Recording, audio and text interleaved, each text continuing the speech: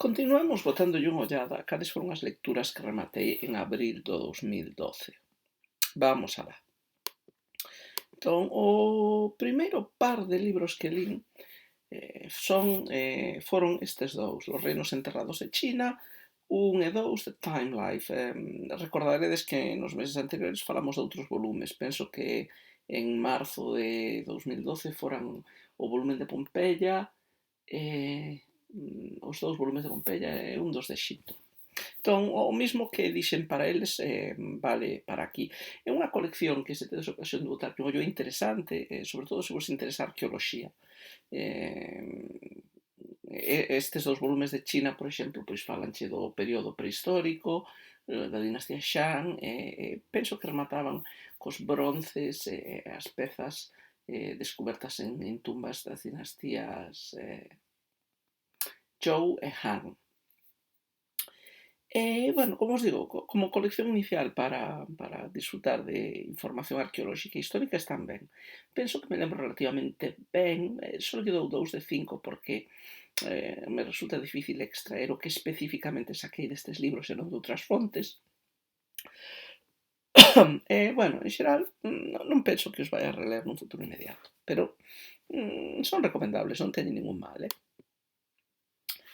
Bueno, continuamos con Donald Keen. De Donald Keen xa comentamos 2 volumes, o que ten sobre a literatura xaponesa ata o período Edo e o que ten para a literatura xaponesa do período Edo.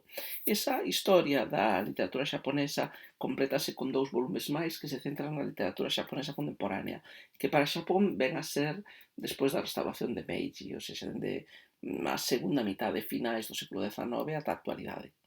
Estes son os volumes máis gordos da historia de King. Este é un deles, o cuarto, Dawn to the West, Japanese Literature of the Modern Era. Este é o volumen dedicado á poesía, drama e crítica literaria. Este é o máis pequeno, entre comillas, debedes ter solo 400 páxinas, ou así, 300, 400 páxinas. O outro, dedicado á novela que aínda non lín, ese debe andar por as 1000 páxinas. Un dos libros máis gordos que teño na casa. Que dicir sobre esta obra? Bueno, é unha obra excelente, probablemente a mellor historia da literatura xaponesa en inglés que hai disponible no mercado. Este volumen, pois o mellor volumen para ter así unha impresión académica bastante boa sobre a poesía, o teatro e a crítica literaria da literatura xaponesa contemporánea. E poñolle 4 solo en prevencia na memoria e probabilidade de relectura, unha sinxela razón. A literatura xaponesa contemporánea interésame menos que a antiga. Eu son un arcaizante nos meus gustos, entón interésame a literatura xaponesa actual, pero interésame máis a antiga. Entón, sí, probablemente o relea, é interesante, pero, bueno, se te interesa a poesía waka, pois claro, esta literatura contemporánea pois vai te interesar menos. O volumen de novela estou seguro de que vai a ser moi bo, e un ano destes teño que lelo. Volvemos, por tanto, á literatura arcaica. O seguinte volumen que lin é este, Songs of the South, de Chu Yuan, na traducción inglesa de David Hawkes. Perdón.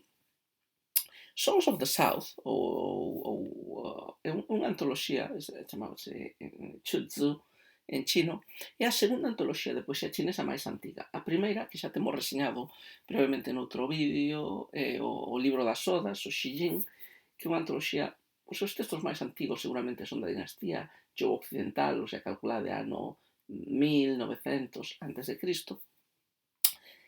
A maior parte dos seus textos son máis tardíos, digamos, dos séculos VII, VI antes de Cristo. Esta antoloxía é máis tardía. Algúns dos seus textos, os máis antigos, poden ser de finais do período dos estados combatentes, poñe de 300 antes de Cristo. Os máis recentes probablemente son da dinastía Han Oriental, probablemente do ano 100 da nosa era. Entón, esta é unha antoloxía histórica e tradicionalmente os chineses pensaban que todos os poemas desta antoloxía, ou case todos, foron escritos por Chu Yuan, que é unha figura semimítica, un ministro do estado de Chu que foi menospreciado, os seus consellos rexeitados polo seu rei, e isto levou pouco despois á desaparición do reino de Chu, destruído polo máis poderoso reino de Qin, e ao suicidio de Chu Yuan despois desta derrota do seu reino. Chu Yuan convírtese nunha figura heroica para os intelectuais, para a inteligencia confuciana chinesa, o modelo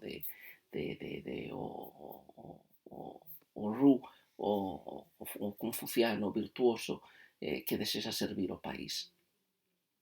Esta é unha antoloxía peculiar, é moi diferente ao libro das Odas. O libro das Odas é poesía anónima, e así con un forte elemento folclórico, aunque tamén ten así poesía litúrxica de corte, tamén poemas aristocráticos. A poesía do libro das Odas é do norte da China, do Val do Río Amarelo, e representa a cultura e a mentalidade desa área. O Chutsu representa a poesía do sur de China, da área tradicionalmente de Chu, e ten unha cultura completamente diferente. Por exemplo, moitos destes poemas empregan unha imaxinería xamánica, non? En moitos destes poemas a voz poética é un xamán que intenta chegar a alcanzar ou a ter un contacto íntimo cunha divinidade de xénero masculino ou femenino. E moitos dos poemas son o viaxe astral o que realiza o poeta para recorrer eses escenarios celestes e chegar á comunión coa divinidade. Esta poesía normalmente interpretouse despois de xeito simbólico, un metafórico, non? Onde estes viaxes, estes flights of fancy, estes viaxes da imaginación xamánicos pasaron a convertirse en metáforas do intento do funcionario confuciano de chegar a entender, a falar co rei e a conseguir que este lle faga caso. Entón, unha obra, lembro bastante ben dos poemas, ten un poema moi longo, Li Sao, que seguramente sexa o único que foi realmente escrito por Chu Yuan. Despois ten outros que son imitativos. Se ledes a introducción deste libro, David Hawkes explica moi ben como esta antoloxía pois, se foi construído con varias capas, probablemente os textos originais do período dos estados combatentes, logo uns engadidos na dinastía Zhou, na dinastía Han occidental, logo a obra cae no esquecemento, pero volve a experimentar un breve auxe de novo a mediados da dinastía Han oriental, que é cando a obra acada o seu formato e os seus textos definitivos. Como poesía, teñe un elemento interesante, sobre todo Li Sao, por esa imaxinería exótica, xamánica, por a aparición das flores, das plantas do sur asociadas a virtudes, pero, bueno, ás veces algo pesada de ler, porque son poemas moi longos e moi repetitivos, non? Están continuamente dándolle voltas a viaxes por diferentes espazos ou a laios, a lamentacións deprimentes por parte do poeta porque o deus, a divinidade ou o rei non lles fan caso. Poño pouca probabilidade de relectura porque nos últimos 2-3 anos publicáronse outras 2 traducións ao inglés do Chutsu. Cando merquei esta traducción e a lin, esta era a única que había, agora esas 2, entón probablemente lea esas 2 antes de volver a ler este libro. Pero probablemente os poña man a man, Finalmente, last not least, Japón de Rosella Menegatsu. Eu creo que esta era a segunda ou terceira vez que relía este libro, entón pouco podo dicirvos que non vos dixera xa en reseñas anteriores. De feito, non consultei os vídeos anteriores, entón a mellor as notas cambiaron un pouquiño.